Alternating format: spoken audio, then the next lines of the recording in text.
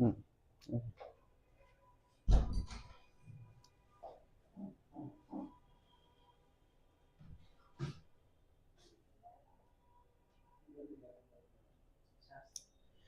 Hello everyone, a very good afternoon. Guys, welcome to Plutus IAS. Guys, today we are going to talk about the economic survey that was tabled on 31st of January as of convention. Economic survey that is prepared by the CEA, Chief Economic Advisor, and his office.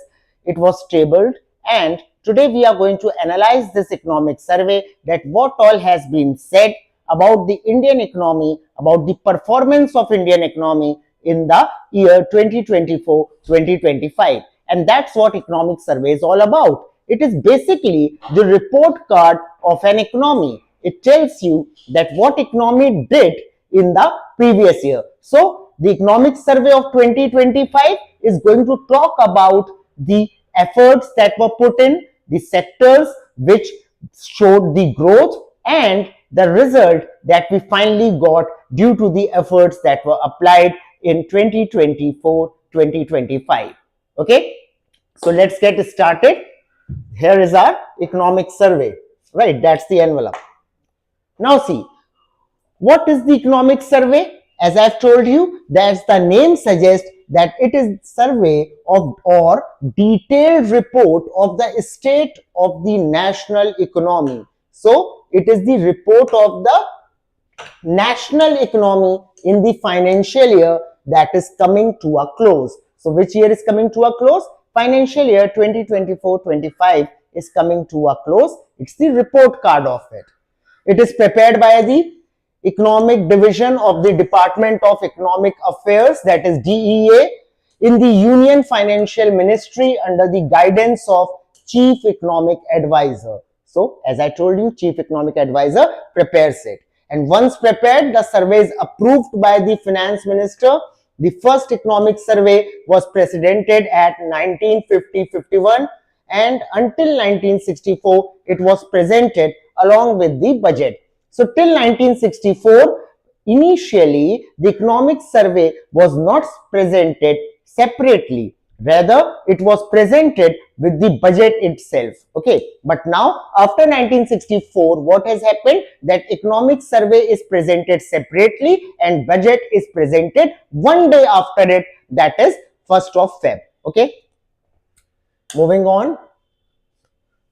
Similarly, for the longest time, the survey was presented in just one volume with specific chapters. So what the thing is that before the present Chief Economic Advisor, initially the economic survey was presented in 2 volumes. And before that, the practice was to present the economic survey in 1 volume. But now, once this arrival of this our new Chief Economic Advisor, the economic survey is now presented only in a single volume. Okay, clear? Now, this volume carries a detailed statistical abstracts as well. However, between 2010-11, 2020-2021, the survey was presented in 2 volumes. As I told you, previous economic advisors, they presented the survey in 2 volumes. Now the survey is presented in 1 volume only. The additional volume carried the intellectual imprint of the CEA and often dealt with some of the major issues and debates facing the economy. What was there in the second volume or in the extended volume? When the survey used to be presented in 2 volumes, then the second volume, it actually carried the insight of the Chief Economic Advisor. Chief Economic Advisor presented major problems that were encountered by the economy, and he gave his solution, his insight on these problems. Okay, but now, as we know, the survey is there in single volume. From 2022-23, the survey reverted to a single volume format, presumably because it was prepared and presented while there was a change in guard in the CEA's office, and the current CEA, V. Ananth Nageshwaran, took charge when the survey was released. So that's the old story. In the previous presentation last year of the economic survey, I told you that once the new chief economic advisor has come, what happened was he came into the office and the initial economic advisor resigned when the survey was just due to be announced. Okay, so once V. Ananth Nageshwaran took the office, what he did was he said that no, we are not going to present it in 2 volumes, we are going to present it in single volume. Okay, moving on. What's the significance of the economic survey? Even though it comes just a day before the budget, the assessment and recommendations carried out in the survey are not binding on the budget. See, we should not mix the survey with the budget. Budget is a different document. It is about the upcoming year, whereas survey, as I told you earlier, it is the report card of the financial year that is about to close. And the recommendations of the survey, these are not binding. There is no compliance that whatever survey is saying, budget is going to fulfill those aspirations. These are not binding. Nevertheless, the survey remains the most authoritative and comprehensive analysis of the economy that is conducted within the union government. But despite of this fact that the recommendations of the survey are not binding on the budget, still the survey is the most important economical document and it is conducted under the vigilance of Government of India. Okay. Its observations and details provide an official framework for analyzing the Indian economy. What survey actually gives us? It gives us the official stamped analysis of the Indian economy. The data provided is correct and we can rely on that data to see the progress of the economy. Moving on. Now, what this survey is saying, the economic survey prioritizes deregulation as the driving force for India's domestic growth and resilience in the face of global economic and political shift. That's one of the top-notch thing of this survey. The main point, the central point of the survey is that it is going to focus on the deregulation. Now, what is deregulation? See, in 1991-92 reforms, LPG reforms, liberalization, privatization and globalization. These reforms were regarded as the deregulatory reforms. Why? Because these reforms, they limited the interference of the government in the business, in the market. Government let the market free. More and more involvement of government is actually a hindrance in terms of economics, right? Market should be let free. That's what Adam Smith says. That government has got no business to be in business. Okay, there should be a free hand of demand and supply governing the market, the invisible hand of demand and supply that governs the market. But more the government interferes with the market, actually government disrupts it. Instead of improving, instead of catalyzing, government actually disrupts it. Okay, then Maynard Keynes, after the depression, Adam Smith theory was prevalent till the Great Depression in America, 27-28. But once the world saw something called depression and then the theory of Adam Smith collapsed, came John Maynard Keynes, and Keynes gave his theory. He said that yeah, government should not interfere that much, but government still has a responsibility, and the responsibility is to keep the aggregate demand alive and active in the market. Getting my point? So that's what government suggested. Okay, that's what Keynes suggested. And this is the suggestion that economic survey is giving to the government, that now once we have done the deregulation in 91 and 92, but now again we have to open a new chapter of deregulation. Government has to move away, a bit more away from the market and let the market function freely. Okay. The survey acknowledges the impact of elections in major democracies, economic instability in Europe, China's economic slowdown, and the strength of the US dollar. The survey which is presented here, it is the report card of Indian economy, but the suggestions the survey is giving, it has kept in view the political changes that have occurred throughout the world recently. That means Trump has came into the power. The war is going on between Russia and Ukraine. There is economic slowdown in China. Slowdown is a case or is an economical condition where the growth of GDP becomes lesser in comparison to previous quarter. So China presently is encountering slowdown, and there is impact on India as well. India is also suffering from slowdown. Okay, so all these things are kept in mind by and before preparing the survey. Fine. Given the slowing pace of global trade, the survey emphasizes the importance of domestic growth drivers. There is global slowdown, as I said. Therefore, the survey is emphasizing on certain steps of growth. It is suggesting certain initiatives that should be taken to counter the present situations and to come out of this trap of slowdown. Moving on. The survey advocates for a balanced approach to energy transition, promoting electric mobility, that's one, that's two, and public transport. So survey is also going to focus on the shift. See, nowadays we cannot ignore the climate. The world has reached to such a verge where climate is also a very important factor in the economy, in the global economy. Okay, so this survey is highlighting the energy transition, the transition of energy from the fossil fuels to the green energy, and that's the upcoming thing throughout the world. The survey talks about that. It promotes electric mobility. Here you must have seen that nowadays electric vehicles, electric bus, all these things are in the go, and government is also propagating. Government buses are also becoming electrical now. And public transport, that means more and more reforms are required to be done so that the public transport becomes more energy efficient. Instead of using fuel, we have to shift to other things, to other sources of energy, that is green energy.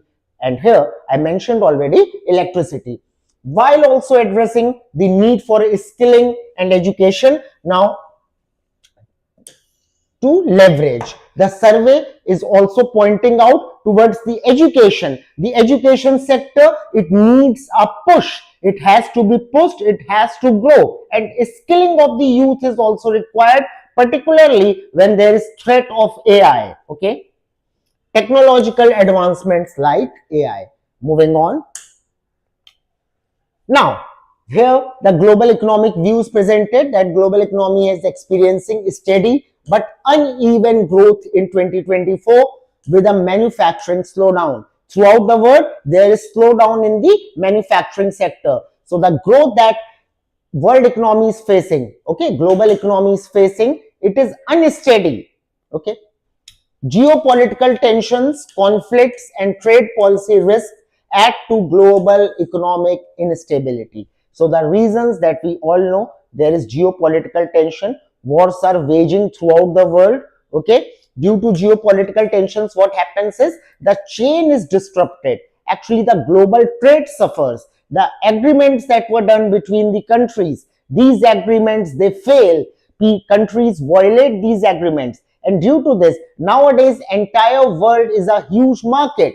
So if there is conflict going on at one place, that doesn't mean that conflict is going to be confined to that particular nation only. No, it is going to affect the entire supply chain. The global trade is going to suffer because of it. So that's what is happening today. Because of these wars, because of geopolitical tensions, the conflicts, and the trade policy which is now being adopted by the countries throughout the world. And what this trade policy is, now countries are shifting towards the old ways of protectionism.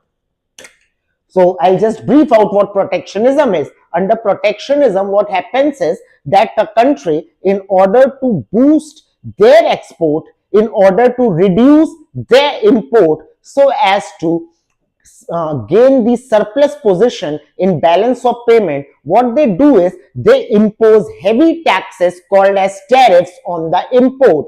Okay, they give subsidies on the export. Okay, They give quota, they set a quota that there is a quota on a particular good that you are importing. You cannot import more than this. All these are obligations that are set by the government of various countries in order to improve their balance of payment condition. And this practice is now adopted throughout the world. It is on the rise. Every other country is adopting this policy of protectionism. So this is also disrupting the global trade. And if the global trade will be disrupted, if the international trade will be disrupted, then overall growth throughout the world will be hindered. Okay, so that's what survey is telling us. India's economic performance, now that was global. Now let's talk about India. India's real GDP is estimated to grow by 6.4% in financial year 25. So in the upcoming financial year, our GDP growth rate as predicted by economic survey is 6.4%, driven by agriculture and service. And what will be the major drivers of our economy? They will be agriculture and services. This year also in the survey you will see that agriculture has played a pivotal role, okay, in growing our economy. Fine. Manufacturing sector has slowed down, but agriculture sector has shown the growth. Rural demand improved due to record kharif production. So in agriculture, as I was saying, kharif production has been good, due to which rural demand has improved in India. Manufacturing faced pressures from weak global demand. As I told you, there are global tensions prevalent throughout the world. Due to this, what has happened? The global demand, it is succumbing. Macroeconomic stability was maintained through fiscal discipline and a strong external balance. What's the meaning of it? See, fiscal discipline means that government has made it his point that government is not going to take much of the loan. Government is not going to increase the fiscal deficit. So this was the concern of the government, and government has worked in that direction. Thereby, fiscal deficit was controlled and our foreign reserves have also been high. Fine. Moving on. Now see, steady growth outlook across country groups. Now see, if we talk about the world, okay, so in 2023, the growth rate was 3.3%. Okay, in 2024, it became lower. The growth rate globally became lower and it reached 3.2%. Okay. And in 2025, again, the expected rate is going to be 3.3. That means world is going to grow at a higher rate. Fine. Now, if I talk about AEs, so see again, in 2023, the growth rate was 1.7. In 2024, it remained 1.7. That is stagnant.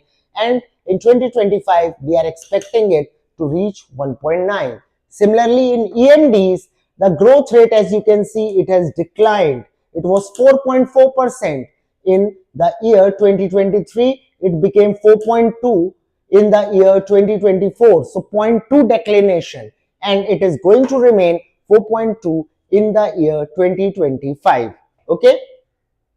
Now, if I talk about global manufacturing and services, so see, here we have got years along the x-axis and here the index is there. Okay. Now see, if I talk about this red color is representing global services, blue color is representing global manufacturing, and this dotted line you are seeing is representing the combination, the composite of global services as well as manufacturing. So you can see that global services were on the hike in the year 23, then it declined, but again it is rising. So services are always better. As you can see, services are on the hike, nothing to worry about services. But if you look at the manufacturing, so you will observe that in the year 2024, by the December of 2024, the manufacturing sector, if I start from here and I am reaching here, so actually there is decline in the manufacturing sector, and there are several global reasons responsible for it. The global tensions, wars, all these things, political reasons, these are responsible, and due to this only the global manufacturing is suffering. Moving on. Now, if I talk about elevated global uncertainties. So see, here we are talking about World Trade Uncertainty Index. So there is an index that talks about uncertainty in the world trade. Look at the year 2023, the uncertainty was 8.5. The index was showing 8.5. But in 2024, it reached 13. That means uncertainty in world trade has increased. Higher geopolitical risk index, that's what this is showing. The geopolitical risk index has also increased from 121.7 to 133.6. That means globally there is a risk that the trade is going to suffer. Okay. India's growth remains close in the decadal average despite global uncertainties. So we have already shown that there is uncertainty in the trade, there is the risk factor has also increased, but despite of all these things, despite of all these parameters, India's growth is still or nearly same if we take the average of a decade. And here the chart is showing that if we take GVA, gross value added in agriculture, so this green color is representing financial year 23, okay, yellow color is average growth from financial year 15 to 24, these 10 years.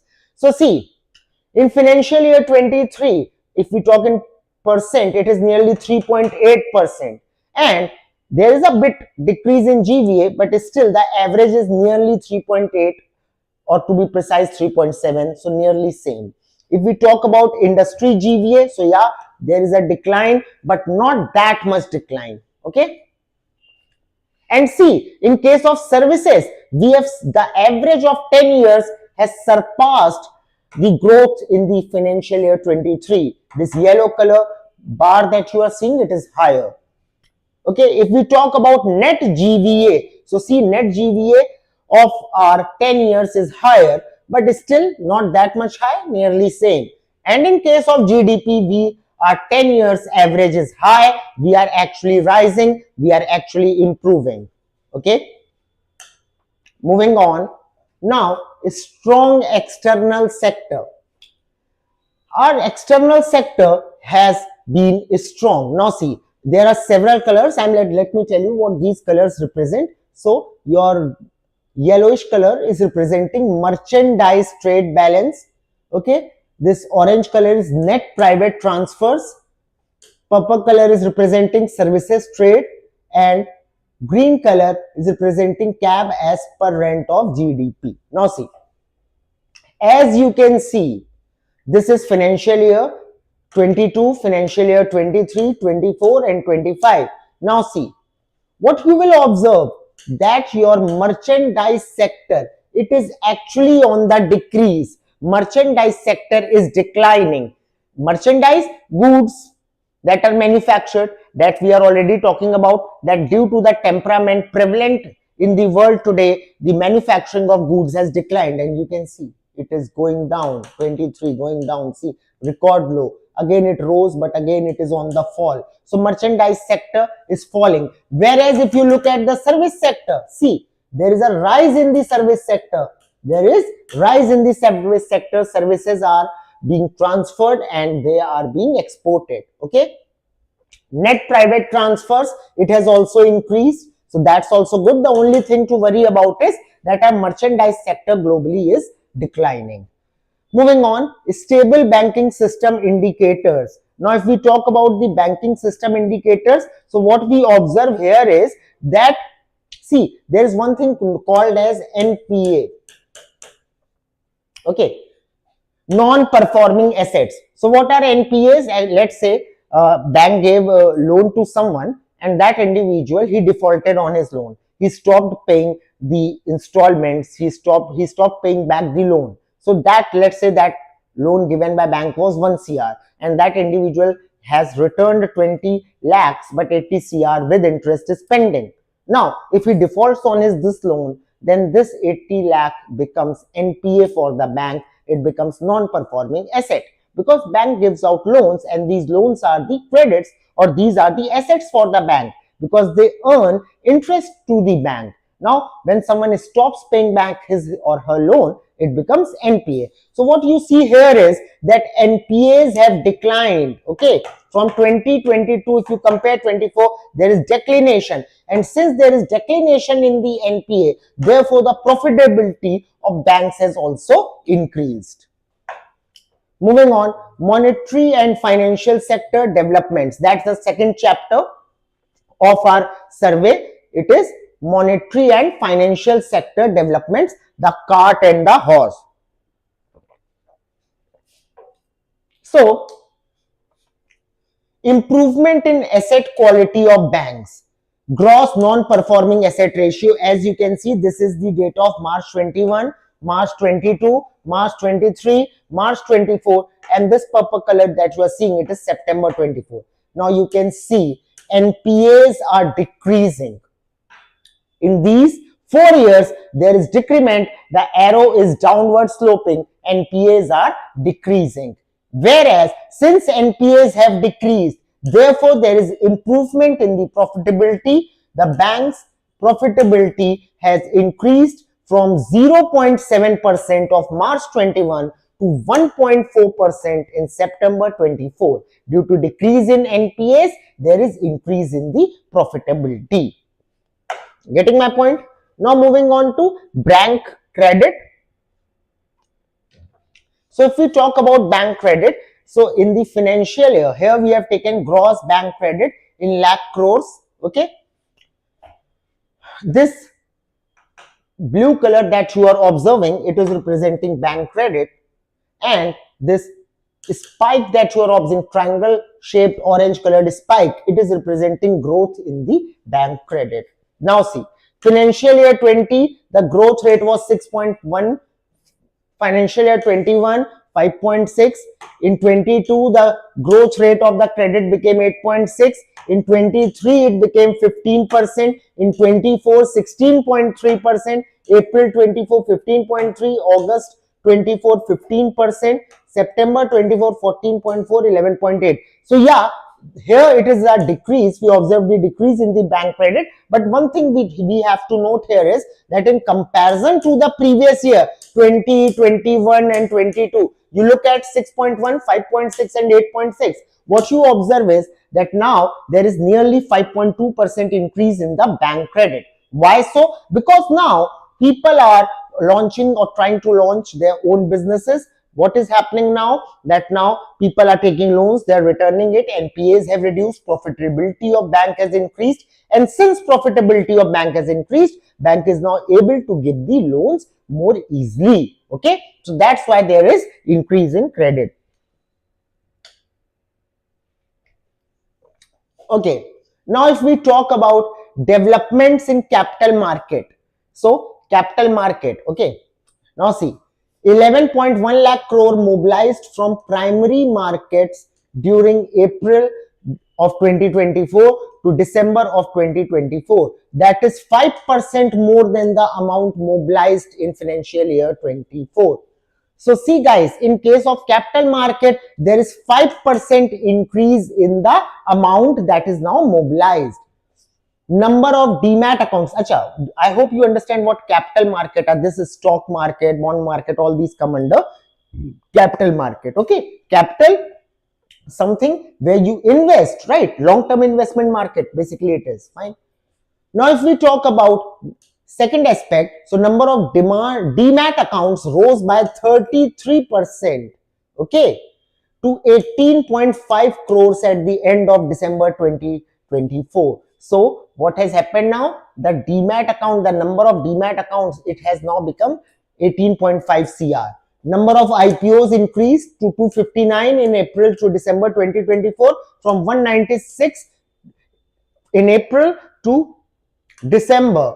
Okay, so this is now 32.1% rise, with the funds raised tripling to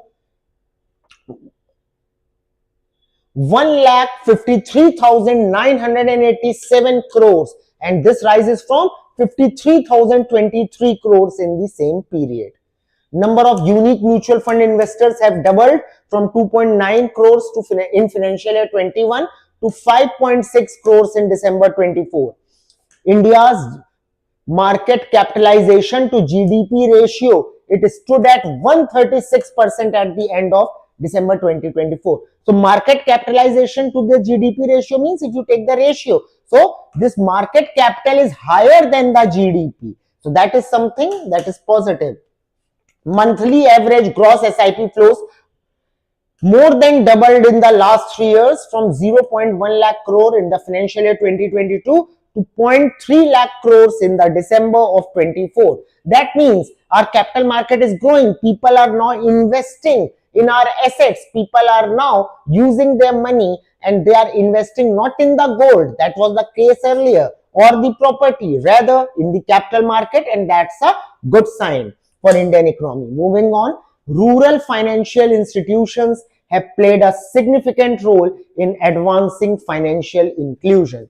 Government's strong emphasis on financial inclusion, improvement in RBI's financial inclusion index from 53.9 in March 2024 to 64.2 by March 2024. So, financial inclusion, what is the meaning of financial inclusion? The meaning of financial inclusion is that more and more people, they get involved in the banking segment. By how? By depositing their money in bank, by opening account in bank, by getting insured, by taking loans from the bank. So instead of going for the alternative ways for taking loan, let's say from the money lender, now people are taking more loans from the bank. It has become formal. People are getting involved and incorporated in the formal sector. So that's what is called increase in the financial inclusion. Performance of regional rural banks. 22,069 branches in 700 districts have been opened in 26 states and 3 union territories. 14% share in all branches, all banks, 30% share in rural branches, and 92% branches in the rural semi-urban areas.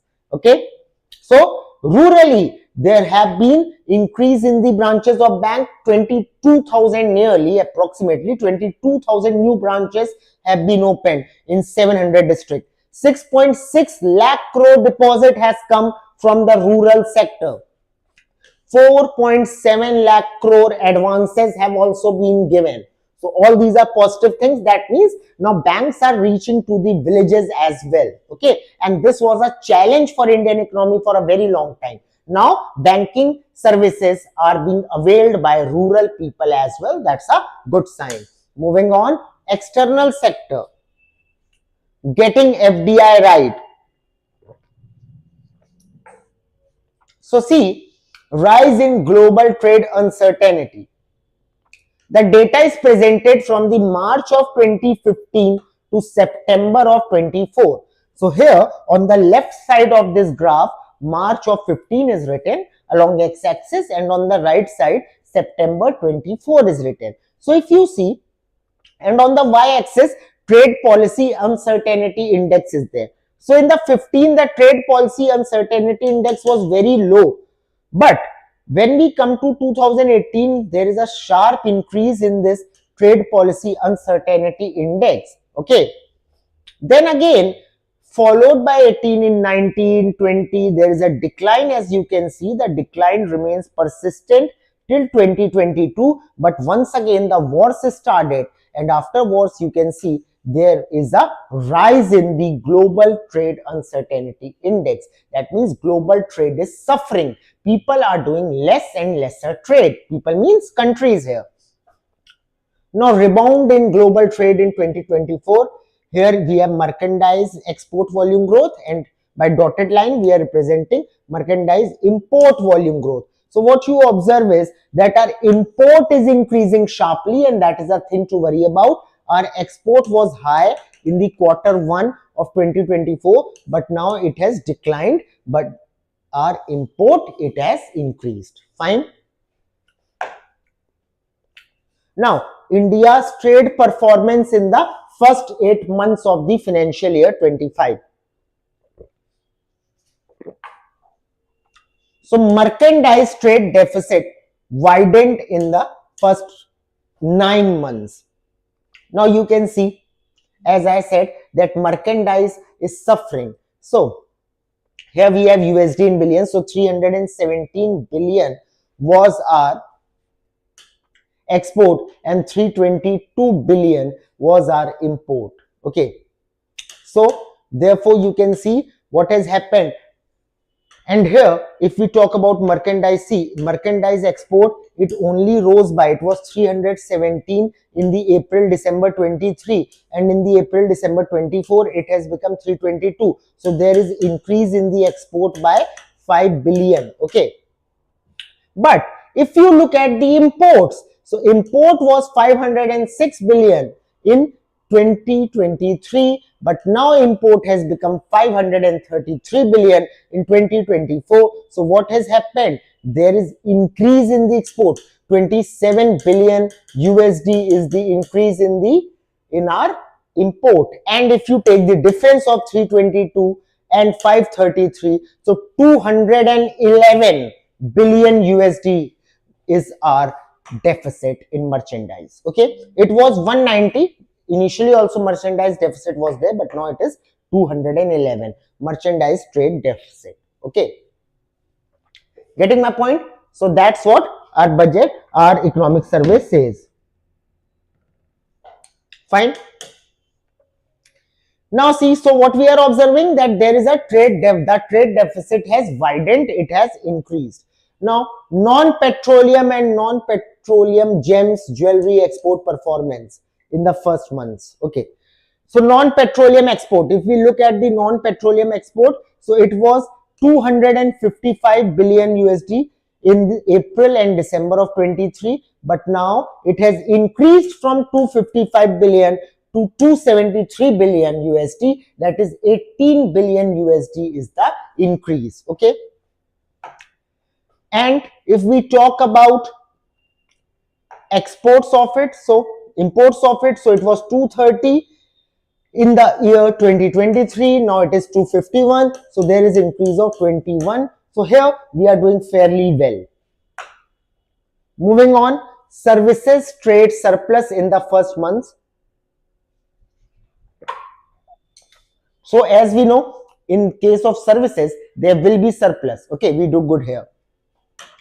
It was 252 USD billion, the export in the services in the 2023, in the year 2023. But in the year 2024, you can see our export in services has also increased by 29 billion USD.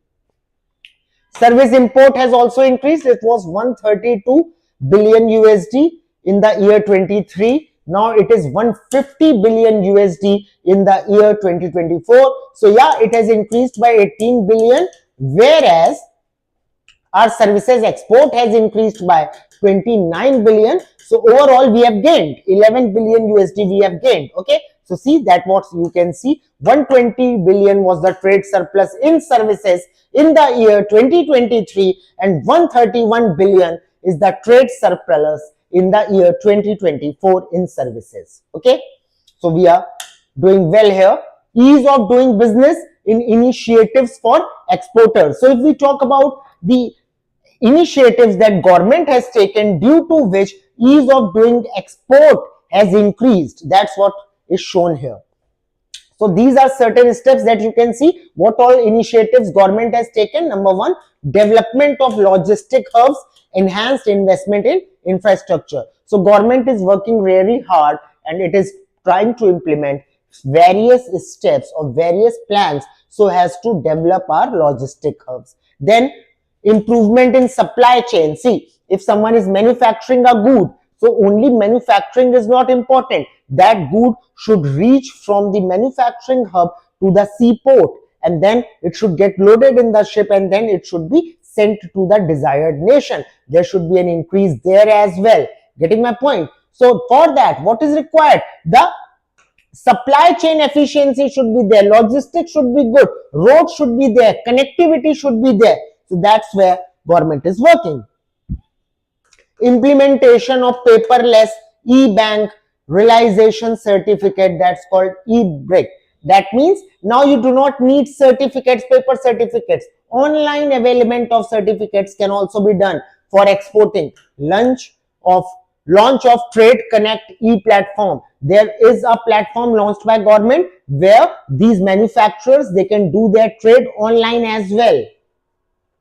Launch of DGFT Trade Facilitation mobile app, and for the same purpose the mobile app has also been facilitated by the government. Now India continues to attract substantial foreign investment. That is important, that despite of these things, these wars and all that are going on globally, still India is attracting substantial amount of wealth or investment. Rise in gross FDI inflows. So if you see here, this purple color that you are able to observe, it is the gross FDI inflow, the inflow in the FDI. And this bluish color that you are observing, this bar is representing repatriation. What is repatriation? Repatriation means, see, if someone is investing the money, if you invest money somewhere, so what do you expect? You expect return or not? Yes or no? For that only you have invested the money, right? Let's say you gave 1 lakh rupees to someone, just giving a layman example so that you can relate and understand. If you gave rupees 1 lakh to someone, then you expect interest. Let's say you are charging 5% interest. So you are getting 5,000 rupees from that individual who took loan from you. So this 5,000 that you are getting, it is called repatriation. Means the money that is taken out or the money that you are getting back. So when foreigners are also investing, FDI means foreign direct investment. When foreigners are investing here, so one of the goal is what? It is earning, right? So so after investing, they are going to take out their earnings, right? That's what it is. Now see, you can see in the financial year 20, here along y-axis we have got USD billion. Okay, so it was nearly 34 USD billion. It rose again. See, there is a rise in the financial year 21. Again, there is rise in financial year 22. Then there was a decline due to wars and all. Our FDI decreased, but again, and it remains same in 24. Okay. And if we particularly compare April and November of 23 and 24, so you will observe in comparison to 23, there is increase in the FDI in the November of financial year 24. Okay, so that means, yeah, there was a decrease in FDI, but again we are growing, our FDI is again increasing. Fine. Second, what you can see is that this blue color that was representing repatriation. That means people are getting their profits, they are getting their interest when they have invested. It is also increasing. What is the meaning of it? And the survey says repatriation is a sign of profitable exits. That means people are gaining profits and they are taking out their profits. So it means that India is a very good market. You can make profit here. And that's why foreigners are making profit and they are taking out their profits. Okay. Then services sector leads FDI inflows with 19.1% shares in the H1 FY25, followed by technology, trading and non-conventional energy. So again, the service sector, it is leading. If we talk about the FDI that is done, so in all what sectors this FDI is done? So the major sector in which we are getting the FDI, it is service sector. Okay, it leads with 19.1%. Okay, then you have got technology, trading and non-conventional energy. Here also FDI is done. Fine. In strengthening forex reserves, along y-axis it is USD billion, and here we have got different years. So you can see in March of 23 our forex reserve was 578. Forex reserve, the foreign currency, foreign exchange that we have. June 23 forex rose to 595 billion USD dollars.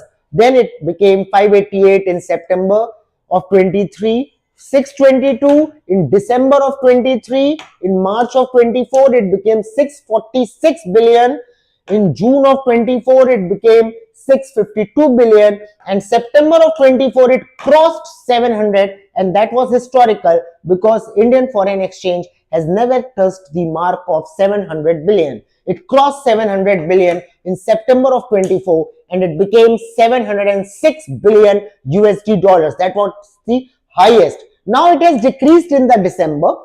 The reason being the rupee is depreciating. What is happening? The rupee is losing its value.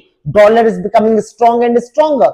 So what happens when such is the situation? Then RBI has got forex reserve, that is foreign exchange or foreign reserve. What RBI does is RBI, it sells the dollars. It can sell other currencies as well, but let me just take the example of dollar so that you can understand that RBI has got reserve of dollar, that is called foreign reserve. Now at the time of need, when the dollar is gaining value and rupee is losing value, at that point of time demand of dollar will be high, right or wrong? Okay, so if demand of dollar will be high, yeah, let me draw it here. See, so yeah, this is representing the demand and this is representing the supply. Okay, demand of dollar and supply of dollar, and here we have got quantity of dollars, right, and here we have our exchange. Okay, that exchange means $1 equals to how many rupees? Fine. So along x-axis quantity of dollar, along y-axis we have exchange, that $1 equals to how many rupees, and this is representing, this downward sloping curve is representing demand of dollar and this upward sloping curve is representing supply of dollar. The point of intersection of demand and supply, it represents the current value of the dollar with respect to rupee, or you can say current value of rupee. Let's say $1 here equals to 85 rupees. Fine, at this equilibrium point. Now what I said dollar was gaining value, dollar is gaining value, so dollar will gain value, demand of dollar will increase, yes or no? So therefore our demand curve, it is going to shift upwards or rightwards, see, like this. Now what is the new point of intersection of demand and supply? It is here, and since it is here, now see what has happened. The price of rupee will decrease or price of dollar will increase. So now $1 will become 90 rupees or 95, and it will keep on happening. So rupee will keep on depreciating. So what's the way out? The way out is that RBI has got foreign reserve. Now what will RBI do? As soon as the demand of dollar increases a lot, RBI will induce dollar in the market, and RBI will increase the supply of dollar in the market. That's what we say. RBI will start selling dollars, and when RBI will start selling dollar, what will happen? The supply curve is going to shift to the right. So this supply curve, initial one, red colored one, it will now shift to the right. Okay, like this. So now see, if this is the new demand, so see, the depreciation in rupee will decrease. Okay, fine. So since there was huge urge in the demand of dollars, therefore RBI induced some dollars in the market, it sold dollars, and that's why you can see there is a decrease in the foreign reserve. Nothing else, it's still very good. Talking about the fourth chapter is all about prices and inflation, understanding the dynamics. So see, here we have got the chart. It is representing softening core inflation cools headline inflation. So see, this green color line that you are seeing is CPI, that is consumer price index.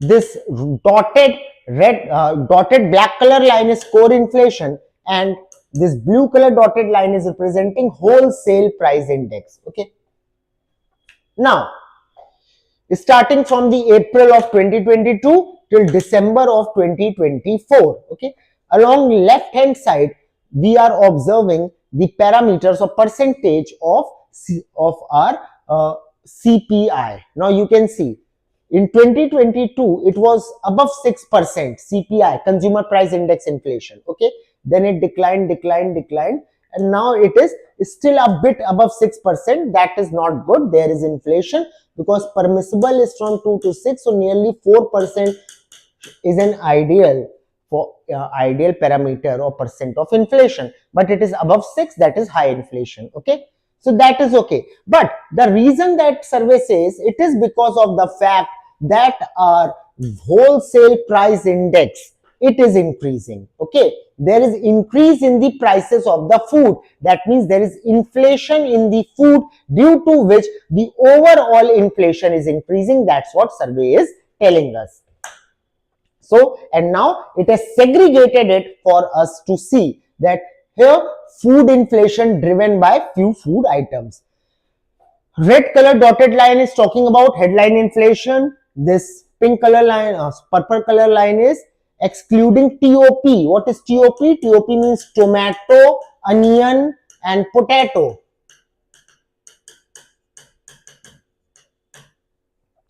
Now, headline excluding vegetables, and this green color is headline excluding vegetable and pulses. So, April 24, 5% was the inflation. Now, you can see headline inflation in December is nearly 5%, but in October, November, it rose. Getting my point? Okay. And see why it rose? Because there was the increase in the prices of vegetables. That's why this rise is there. Okay.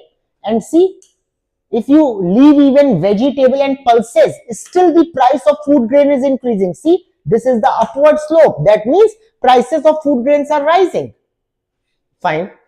Now, if we talk about CFP, CFPI excluding tomato, onion, potato, and CFPI excluding vegetable and pulses. Okay. Now see, CFPI, it is so high in food grains. Okay. So therefore, overall increase in inflation is due to the rise in the food grain prices. That is not something to be happy about, that see other goods and services are not having the problem of inflation. Rather, due to increase in the food prices, there is hike. No, this is not a thing to be proud of. This is also a thing of worrying. Why? Because everyone consumes food, and if food prices are increasing at such alarming rate, due to which entire country's inflation is affected, then government has to intervene, government has to take some steps to control this. Getting my point? Administrative measures to control food inflation. So government is taking steps and government is trying to control. Okay. So how? Cereals. If you talk about cereals, so what government has done in the field of cereals to reduce its prices, stock limits on wheat. Government has put limits on wheat, that this much wheat only you can keep as a stock, you can store. Open market sale scheme. Government is launching open market schemes for the selling of wheat and rice. Sale under Bharat brand. So you must have heard that government is selling wheat, rice, several pulses under its own brand called Bharat brand. Wheat, flour and rice is being sold, and the price under Bharat brand is very low compared to market prices. In case of pulses, sale under Bharat brand, again there is say chana, moong, masoor dal, all these are again sold under Bharat brand at reasonable rate by government. Duty free import. Government has also removed the import duty on chana, tur, urad, masoor, yellow peas, so as to curb down the inflation in the food. Imposition of stock limits. Again, government has put limits that this much food only you can store. Why? Because people used to store just for the idea of making more and more profit. What people did initially was they used to stock these food grains in their godowns, and when in the market the demand of these grains rose, they sold it out and earned profit. So now government has put a limit on that also, that this much amount or this much quantity you can only store. If we talk about vegetables, so subsidized sales of onion and tomato. Government has reduced the price or has subsidized the price of onion and tomato, and then government sold those things in market. Buffer stock of onion. Government is also maintaining extra stock of onion in case of an emergency or in case of need. Okay, moving on. Fifth chapter is talking about medium term output. That is, deregulation drives growth. That's what the main agenda of this economic survey is. Okay, so from here we will start. That's step number 1. That geo-economic fragmentation is affecting the global trade. Countries are now looking at their own selfish interest. They are following the policies of protectionism, and this is affecting the global trade. Okay. So due to this condition prevalent today, This calls for a focus on domestic drives or growth. So due to this, since internationally countries are looking at their own selfish interest, so now we have to focus on our growth domestically. Deregulation raises investment efficiency and bestows more economic freedom to individual and enterprises. Therefore, since we want to grow domestically, we have to give some freedom to the entrepreneurs. We have to let market work on its own. Government impositions should be removed. Okay, let players perform, let businesses perform and earn so that overall economy can grow. Enhancing the economic freedom of individuals and businesses is both the means and the end to unleashing internal growth levers. And by doing this, by giving these entrepreneurs, these businesses freedom to do their business, what we are going to do? We are going to achieve the end means of overall economic growth. Okay, and this is the only means that would be helpful for us in such a time when there is global tension. Getting my point?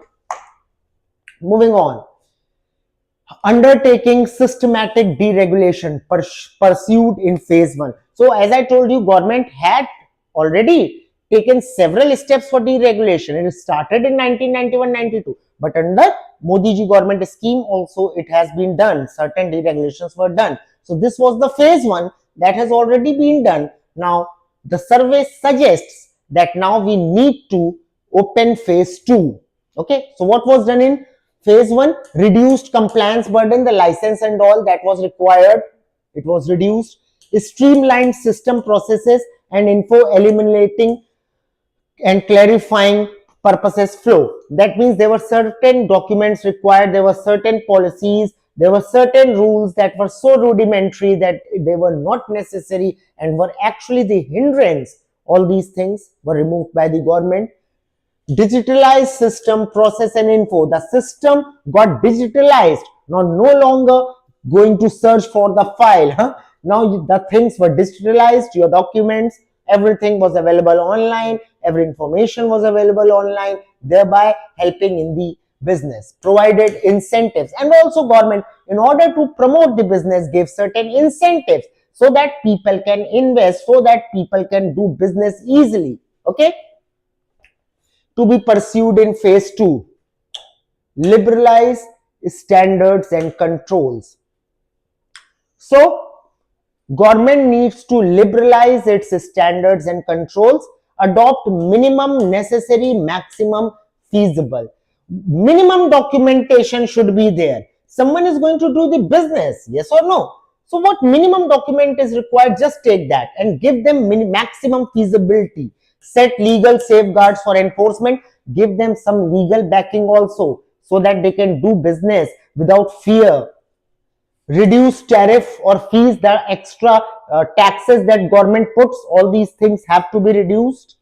Use risk-based regulation. And what if they suffer in the business? What if their business collapses? There should be certain guarantee, certain risk regulation that should be provided by the government to help these business grow and thrive. Okay. Moving on. Investment and infrastructure. That's the chapter 6. Keeping it going. Progress in physical connectivity. So what our survey says, that the infrastructure has also improved. The connectivity is increasing, and it talks about the railways. So here in the first chart, what you can see is along x-axis we have got the numbers, along y-axis we have got the years. So if we talk about cumulative number of Vande Bharat trains, then we see that in the year 2018, from 2018 till 22, there were 2 Vande Bharat trains. In the financial year 23, 10 Vande Bharat trains. In the financial year 24, 51 Vande Bharat train. And till October of financial year 25, we have got 68 Vande Bharat trains. So that's actually the exponential growth. Getting my point? Now, if we talk about the numbers, so from 2018 to 2022, 32 were the production coaches in the 23. In the year 23, there were 216. In the year 24, 672. And in the financial year 25 up to October, 900 coaches have been produced. Civil aviation, ports and shipping, airports and shipping, everything. So here we have got airports under Udan and routes, new routes under Udan. And here we have got number. So see, in March of 24, the number of airports were 84. In December of 24, 4 new airports, we became 88. And if we talk about routes, so in March of 24, 545 routes. In December of 24, 619 routes. So number of routes has also increased. Now reduction in average container turnaround time in major ports. Okay. So see, initially, if we talk about the average container time, okay, turnaround time, that means in containers only the goods are kept and then they are sent from one place to another. So the average time till which goods will remain in the container, it has also decreased. Initially in the financial year 24, it was 48.1 hours. Now that means approximately 2 days. That much time a good had to spend in the container. In the financial year 25, it has become, from April to November, the hours have reduced. It is now 30.4 hours. Okay, this means what? And that's a good thing, that if number of hours are decreasing, this means it is good. Now the goods are transferred more efficiently and they are taking lesser time as well. Moving on. Now if we talk about power sector, fine. If we talk about power sector, so capacity addition in the power sector. Power capacity addition in megawatts, it was 9,943 in 23. Now it has become 15,008, 6,000, nearly 6,000 megawatt is the increase. And in MVA, transformation capacity has increased from 32,961 megawatt ampere to 38,805 megawatt ampere.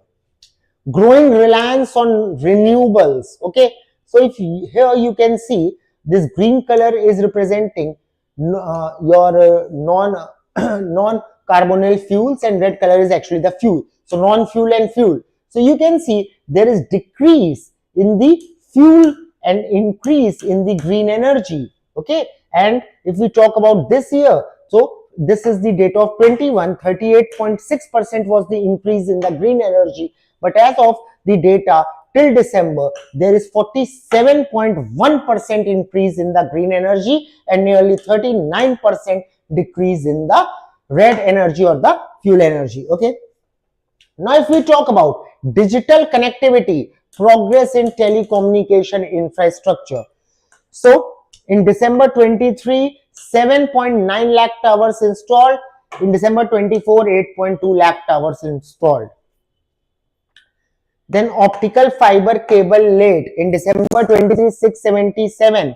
In December 24, 693. And these are kilometers. So optical cables were laid till 693 kilometers. 693,000. Okay. In December 23, it was 677,000. In December 24, 693,000 new cables were laid down. Now high-speed broadbands in lakh. So in December 23, it was 8 lakh only. In December 24, 12 lakh. So there is a progress here as well. Then rural is infrastructure progress under Jal Jeevan Mission, access to safe pipe drinking water. So in August of 19, 3.2 crore people or 3.2 crore rural households were able to get safe drinking water from tap. But in the November of 24, this figure rose again to 15.3 crore households are now able to get safe drinking water in rural households. Fine. And the states which have achieved the full coverage under your Jan Jeevan Mission, JJM, Jan Jeevan Mission.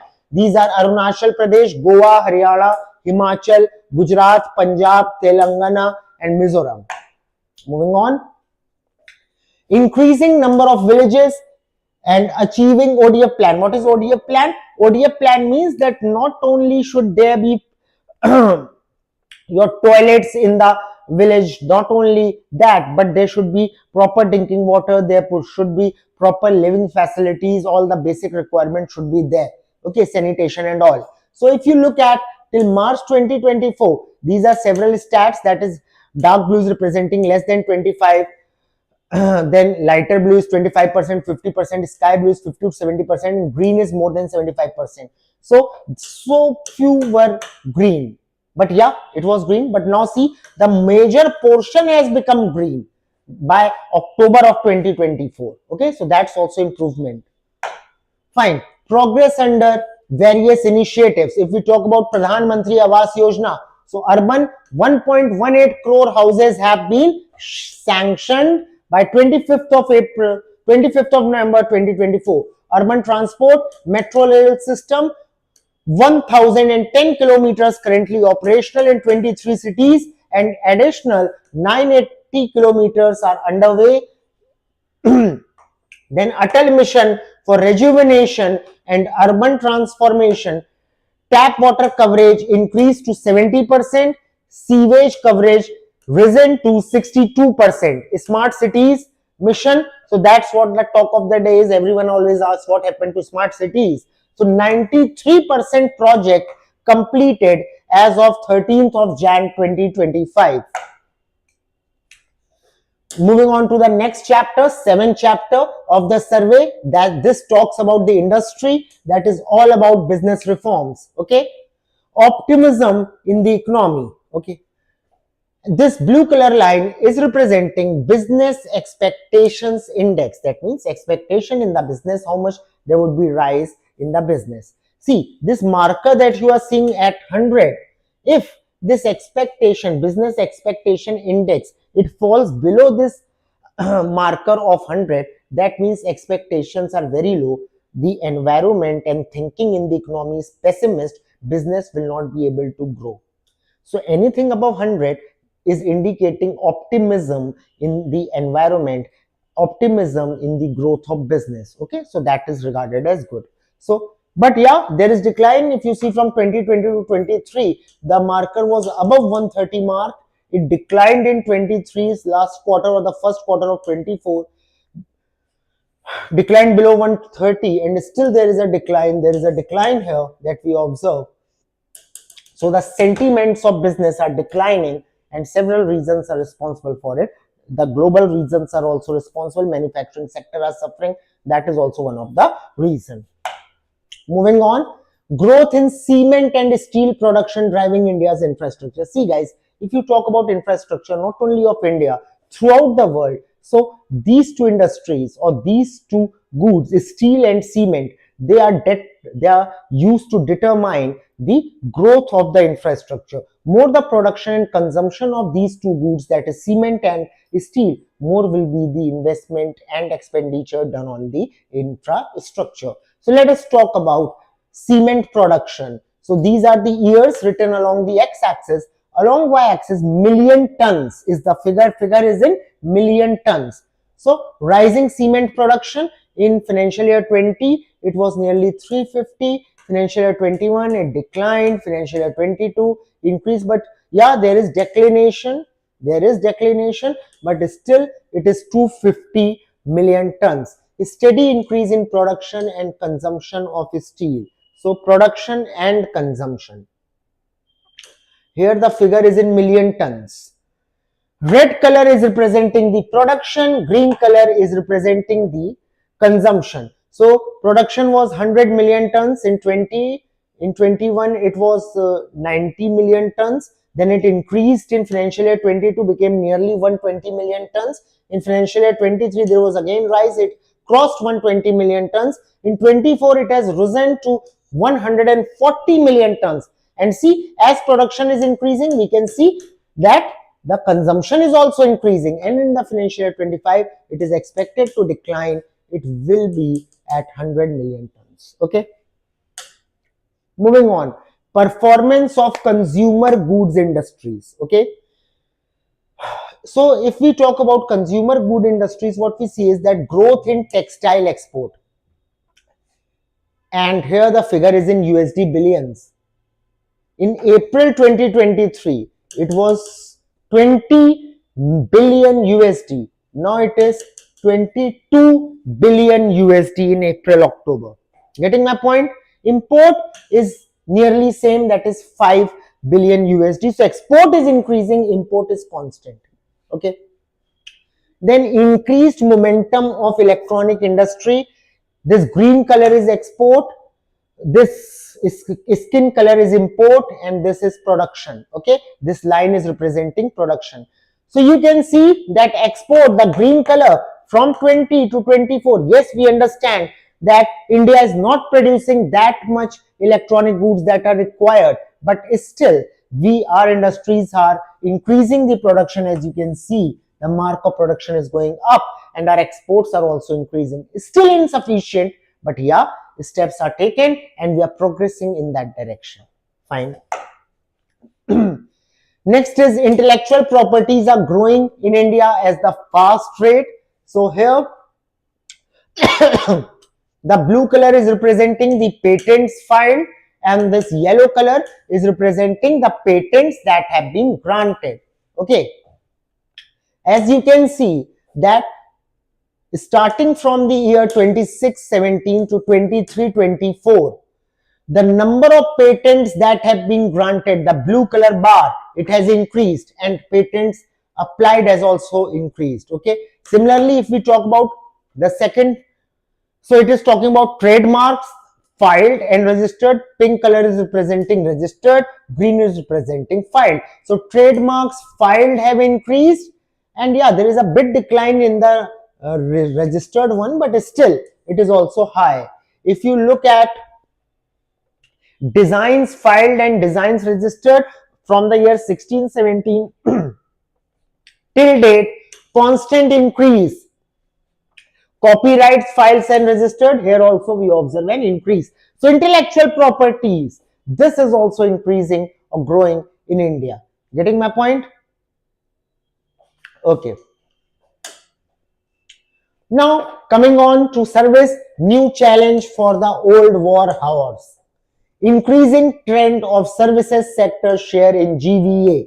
Obviously our service sector is very prominent sector and its share in GVA is continuously increasing from 50% in the financial year of 13. Now it is nearly 55%. Okay, in the year 25. India's increasing share in global services export. In the year 2005, our share in the global service export was only 1.9%. Now our share is, it became 3% in 2014, but now it is 4.3%. So globally, the services that are exported, 4.3% come from India. Next is challenges, opportunities, and way forward for services. So offshore work, traditional apprenticeship model faces challenges of inadequate direct supervision, language barriers, information gap, and differences in regulatory provisions across countries. So if you talk about apprenticeship, then what happens is that there is lack of supervision, there is a language barrier, okay, and then there is information gap, due to which our youth are not able to go abroad and have the training, the apprenticeship, so that their skills can be enhanced and they can work in the Fortune 500. Servicification, increasing demand. So these are the new challenges that I just told you. What all are the opportunities? Increasing demand for embedded services, adoption of digital technologies and AI in services and manufacturing, and cashing the strength of global trade in services. And what is the support that government is providing for all this? What is the policy support? Appropriate skilling to reap benefits of digital revolution. Government is skilling people so that they can reap the benefits of it. Reform grassroots level procedures and regulations that hinder growth. And government has to reform those things that are obstructing the growth. Okay. Okay, economic survey warns of AI's potential displace middle lower income. Now that's a problem, and that we are going to counter here. See, the thing is that AI, which is a boon and as well as it is a curse, both the things go hand in hand. The reason being, AI, you see, if we divide the world into two parts, depending on the type.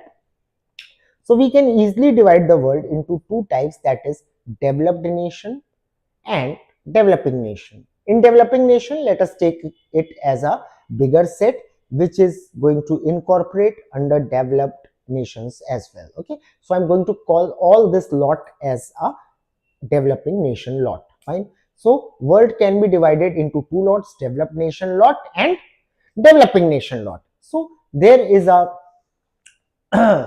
there is an advantage with the developed nation, and that advantage is that they have got lot of capital.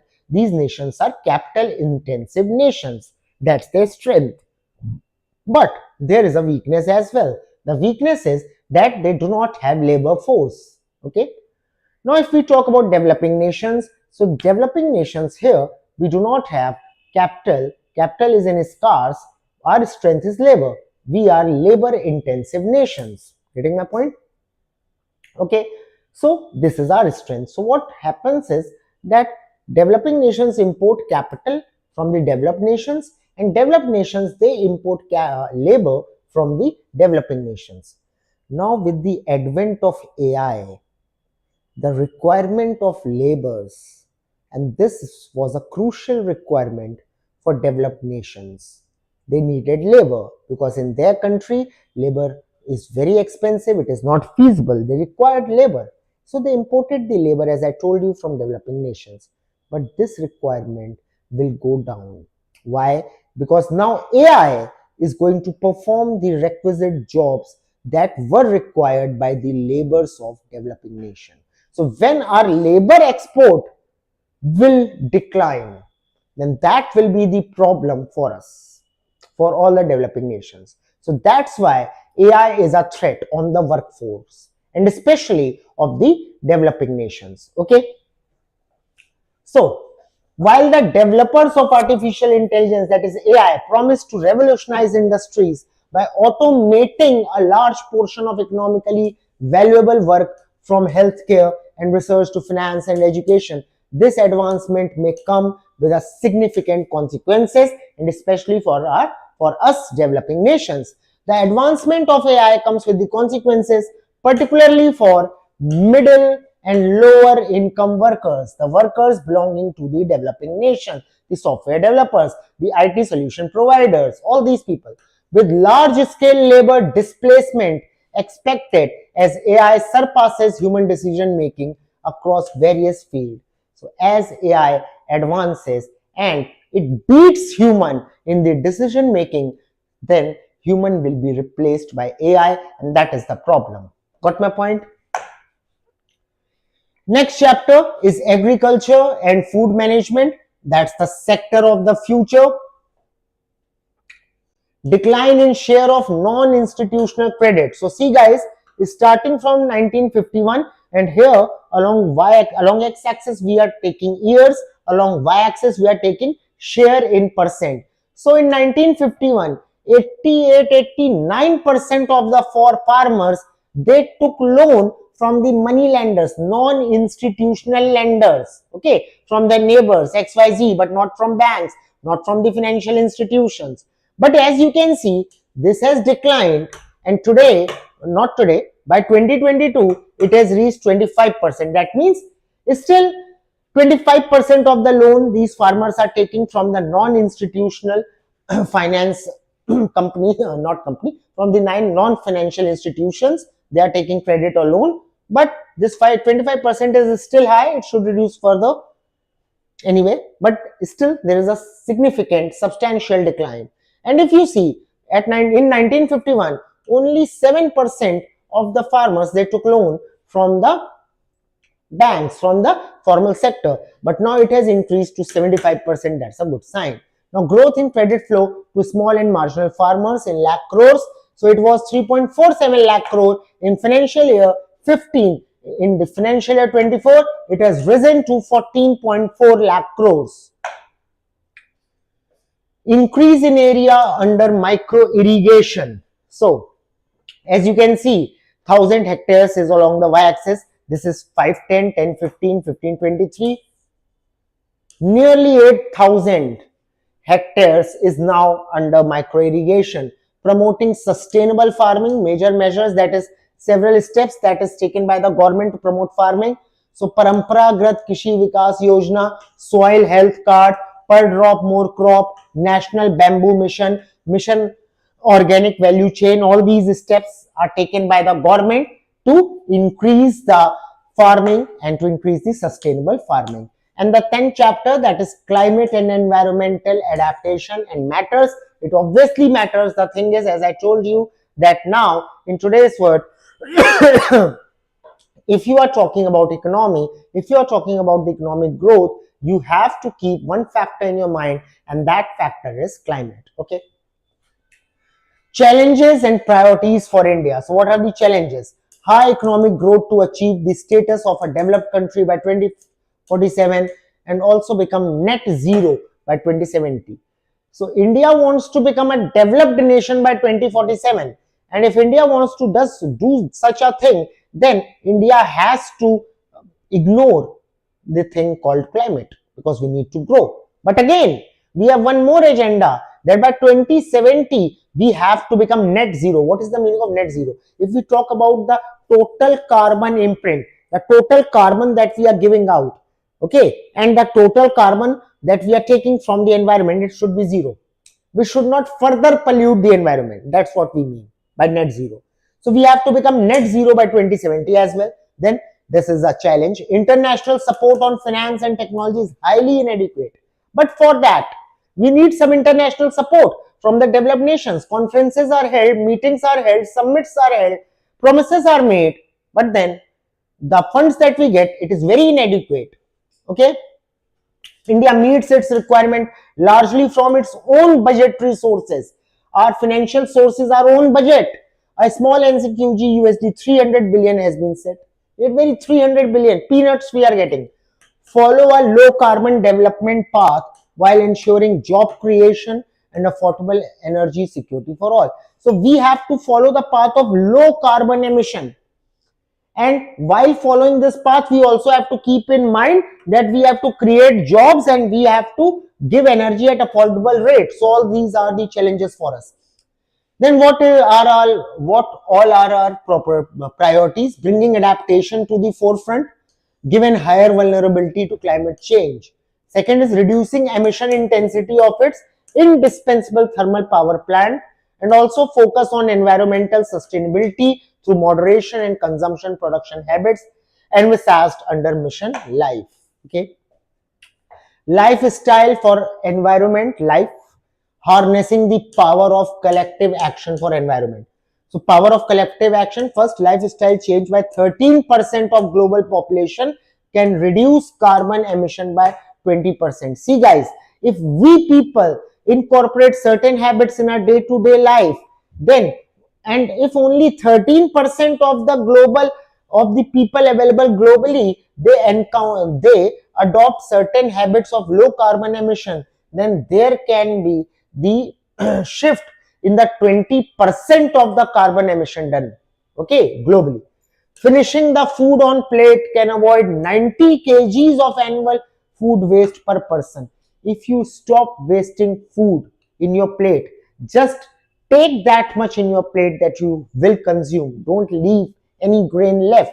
Then you will be preventing 90 kilogram of the food grain that is lost on you. That means the 90 kilogram annually you are wasting, 90 kgs of food grains you are wasting. If you just adopt this habit, you will stop wasting food, and that will be saving. Carpool can reduce 7,80,000 rides per day, 380 million lines of fuel in India. So if we adopt carpool, so 7,80,000 rides per day will reduce. Just imagine the effect on environment. Just imagine the reduction in pollution. Recycling 1 ton of newspaper can avoid 25,000 liters of water wastage. If you just recycle the newspaper, 25,000, then water wastage can be avoided. Okay. Progress towards India's NDC. If we talk about renewable energy, so see guys,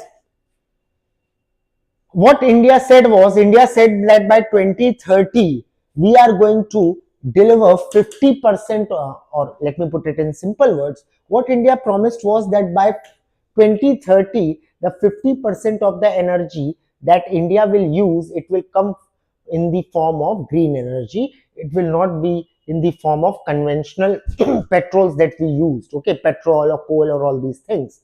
Okay, now, and you will be happy to know that now it's still 2025, and we have reached 46.8%. 46.8% of our energy is coming from green sources, and here we have shown it. 1.80 from nuclear, other resources 3.50, hydro 10.30, wind 10.50, solar 20.60. Okay, so all this is coming from the green sources. Fine. Moving on. Social sector, extending reach and driving empowerment. Social sector means education sector, health sector. Increase in social services expenditure of the union as well as the states. You can see the graph is showing that in the financial year it was 24.4 lakh crores in the financial year 17 for education and health. In the financial year 24-25 it is 26.2 lakh crores. Okay, so yeah, there is increase. Then building a strong foundation for lifelong learning. So improving basic facilities in school. In girls toilet 97.2% toilets are there, boys toilets are 95.7%, hand wash 94.7%, library reading 89%, electricity 91.8%, medical checkup 75.2%, but this is still low in schools. All this is for schools, right? 57.2% computers are available in today's age, that's very low, and internet is also only 53.9%, that is again low. Okay, building blocks for better education, social and emotional learning, foundational, literally and numerically, all these life skills, all these things, initiatives are taken by the government. Powering rural economy. So under Pradhan Mantri Gram Sadak Yojana, 7,70,983 kilometers of road length has been completed. Swachh Bharat Mission Gramin, 11.8 crore toilets and 2.51 lakh community sanitary complexes have been constructed. Under Pradhan Mantri Awas Yojana Gramin, 2.69 crore houses completed. Mission Amrit Sarovar, 68,843 ponds constructed. Jal Jeevan Mission, 12.2 crore households provided with tap water connections. National Health Mission, 165.6 thousand sub-centers, 25.4 thousand primary health centers and 5.5 thousand community health centers have been constructed. Sansad Adarsh Gram Yojana, 3,361 Gram Panchayats adopted by MPs. Okay. Next is employment and skill development, existential priorities, improving labor market indicators. So see here unemployment rate is mentioned, and according to government or you can say according to economic survey, unemployment has decreased from 6% that was in 2017-18 to 3.2% in 23-24. Now that's what survey says. Anyway, this is urban labor market indicators. So here also you can see that in urban areas there is increase in the labor force. Okay, and that is something that is required, that more and more demand for labor force should be there. That means everyone should get job and job availability should also increase. So that's what the increase is showing. Anyway, increase in female labor force participation. This is 1718. The red color means that this area was having very little female force. Orange color, not that severe, but still less female force. Yellow color was low, below average. Green color is good. High amount of female force employed. Okay. So in 1718, you can see few portion, one or two portion are red, few portions are orange, most of the portion is yellow, okay, and very few portions are green. But now you can see most of the red has actually vanished, sort of vanished. Even in Uttar Pradesh and Bihar, you can see that it has become yellow. Most of the portions are green. That means more and more females are becoming the workforce, and that is very good, because non-involvement of female workforce means loss in the demographic dividend, and that is the thing to be worried about. But now India is doing good here also. Boosting female labor force participation, harnessing the power of women entrepreneurs. So in order to develop women entrepreneurship, several steps are taken. Skill development, for their skill development, Sankalp, Core Development, PM Kaushal Vikas Yojana, all these schemes were launched by the government. For access to credit guarantee scheme, startup support, PM Employment Guarantee Program, PM Micro Food Processing Scheme, Adivasi Mahas Sashastikaran Yojana, for marketing support, fully subsidized trade fair participation, support to women-owned enterprises, formalization, 3% procurement. So all these are the steps that government took. Okay. Now last is labor in the AI era, crisis or catalysis. So is this AI a crisis or it is a catalysis for labors? A future for human-centered automation. Deployment of AI present both opportunities and challenges for labor-rich India. AI, it is a challenge as well as an opportunity for India, because India is labor-rich. Past technology revolutions, when not carefully managed, have been painful with long-lasting adverse impacts. Initial technological advancement that occurred, and India ignored those advancements that were very bad for us. They affected us badly. Okay, so this means that we should not ignore AI. Mitigating the risk to India's labor market requirement requires robust enabling, ensuring, and stewarding institutions. That what the survey says, that if we want to mitigate, if we want to lower the risk this AI is going to present to our labor force, we need to enable our labor source, we need to ensure, and we need to steward our institutions in that direction, that they enhance our labor force with the skills that could be required in today's age of AI. Careful deployment optimized over a long horizon can ensure AI augments labor and delivers broad-based societal benefits. So if it is deployed properly, then we can make AI even useful for us. Coordinated efforts between government, private sector and academia is required for a future where AI is labor augmenting rather than labor replacing. Government, academics as well as private companies all have to join their hands and work in the direction to make this AI fruitful for us, to make it labor augmenting, to help the labor to advance and not to replace labor, not to become labor replacing. Okay. So guys, that's what it was. I hope you understood the survey. Okay. And then thank you. We'll see you with the analysis of annual budget tomorrow. Thank you.